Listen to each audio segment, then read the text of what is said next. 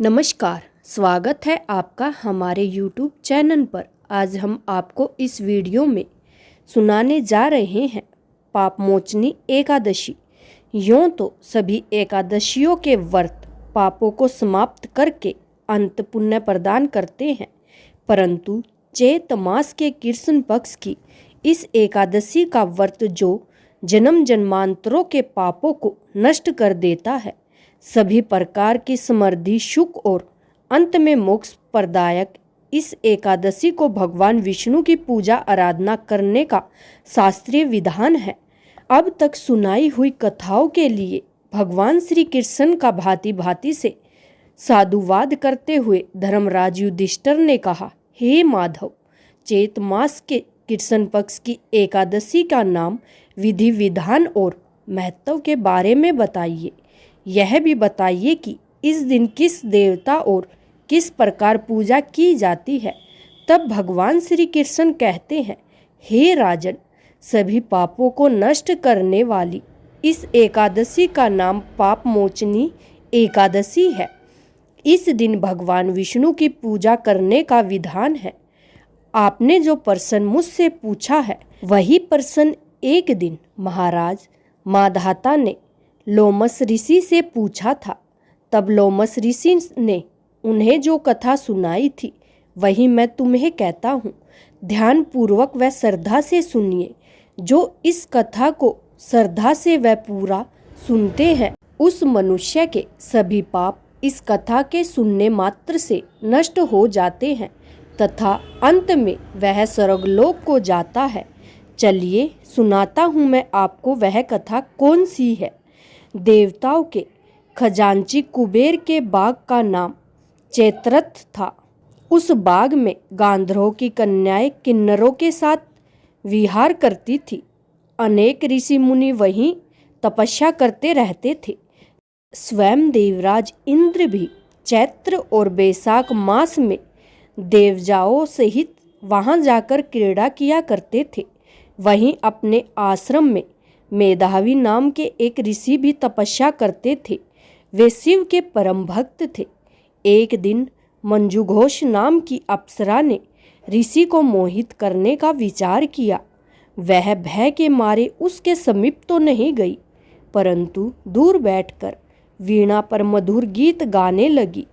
उसी समय कामदेव भी मेधावी ऋषि को जीतने के लिए वहां आ पहुँचे। उन्होंने उस सुंदर अप्सरा की बाहों को धनुष, कटाक्ष को डोरी, नेत्रों को संकेत और कूचों को कुरी बनाकर मंजुघोष को सेनापति बनाया। मेधावी ऋषि भी युवा एवं हष्टपुष्ट थे और साथ ही यज्ञोवती तथा दंड धारण किए हुए ब्रज तेज से युक्त भी थे। मंजुघोष ऐसे सुंदर ऋषि को देखकर उसकी सुंदरता पर मुग्ध हो गई और अपने गीत, चूड़ियों और नुपुरों की झंकार तथा नृत्य और हाव भाव दिखाकर मुनि को रिझाने लगी। कुछ समय तक वही क्रम चलता रहा और अंत में कामदेव ने ऋषि को पराजित कर दिया। फलस्वरूप ऋषि मंजुघोषा के साथ रमण करने लगे और काम में इतने विषीभूत हुए कि उन्हें दिन तथा रात्रि का भी कुछ विचार नहीं आ रहा था। इस प्रकार बहुत दिन बीतने पर एक दिन मंजुघोषा बोली, हे मुनि, मुझे बहुत समय हो गया है, अब स्वर्ग जाने की आज्ञा दीजिए। तब मुनि बोले, आज इसी संध्या को आई हो, प्रातःकाल होने पर चली जाना। मुनि के यह वचन सुनकर अप्सरा कुछ समय तक और रुकी रही। कुछ दिन बाद फिर से वह अप्सरा बोली। उसने पुनः मुनि से विदा मांगी तो मुनि कहने लगे कि अभी तो आधी रात भी नहीं हुई, कुछ समय और ठहरो। अप्सरा ने कहा, महाराज, आपकी रात तो बहुत लंबी है, आप जरा स्मरण कीजिए कि मुझको यहाँ पर आए हुए कितने वर्ष बीत गए।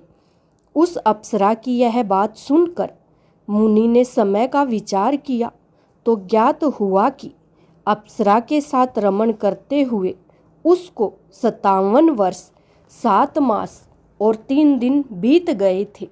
यह ज्ञान होते ही वह अप्सरा उनको काल के समान प्रतीत होने लगी। मुनि अत्यंत क्रोधित हुए और उनकी आंखों से ज्वाला उत्पन्न होने लगी। फिर वह मुनि बोले, मेरे कठिन परिश्रम से की गई तपस्या को तूने नष्ट कर दिया। तू महापापनी और दुराचारणी है, तुझे धिक्कार है। तूने मेरे साथ घात किया है, इसलिए मैं तुझे श्राप देता हूँ कि तू पिशाचनी हो जाए। मुनि के श्राप से मंजूघोषा उसी समय पिशाचनी हो गई। वह भयभीत होकर मुनि से प्रार्थना करने लगी, हे महाराज, इस श्राप का किस प्रकार से निवारण होगा? अप्सरा के दीन वचन सुनकर मुनि बोले, अरे दुष्ट, यद्यपि तूने मेरा बहुत अनिष्ट किया है, परंतु फिर भी मैं तुझे श्राप से मुक्त होने का उपाय बतलाता हूँ। चैत मास की कृष्ण पक्ष की एकादशी का नाम पाप मोचनी है और वह सब प्रकार के पापों का नाश करने वाली है। उसका व्रत करने से पिशाच योनि से तेरी मुक्ति होगी। ऐसा कहकर मेधावी ऋषि अपने पिता च्यवन ऋषि के आश्रम में चल पड़े। मेधावी को देखकर च्यवन ऋषि कहने लगे, अरे पुत्र, तूने ऐसा क्या अनर्थ कर दिया जिससे तेरा सारा पुण्य क्षीण हो गया? तब मेधावी ने कहा, हे पिताजी, मैंने एक अप्सरा के साथ रमण करके घोर पाप किया है। अब आप इस पाप से छुटकारे का उपाय बतलाए। तब च्यवन ऋषि बोले, हे पुत्र, चैत मास के कृष्ण पक्ष की पाप मोचनी एकादशी का व्रत करने से सब पाप नष्ट हो जाते हैं, इसलिए तू उस व्रत को कर। पिता की आज्ञा पाकर मेधावी ऋषि ने विधि पूर्वक इस व्रत को किया, जिससे उसके सब पाप नष्ट हो गए। उधर मंजूघोषा भी व्रत के प्रभाव से पिशाच योनि से मुक्ति पाकर दिव्य रूप धारण करके स्वर्गलोक को चली गई। तोमस ऋषि बोले, हे राजन, पाप मोचनी एकादशी के व्रत को करने से सब पाप नष्ट हो जाते हैं। इस कारण इस कथा को जो सुनता है तथा पढ़ता है, 1000 गोदान का फल मिलता है। और इस व्रत के करने से ब्रह्महत्या, गर्भपात, सूरपान, गुरुपत्नी से प्रसंग आदि जैसे पाप नष्ट हो जाते हैं। अंत में वह व्यक्ति स्वर्गलोक की प्राप्ति होता है और अंत में स्वर्ग की प्राप्ति होती है।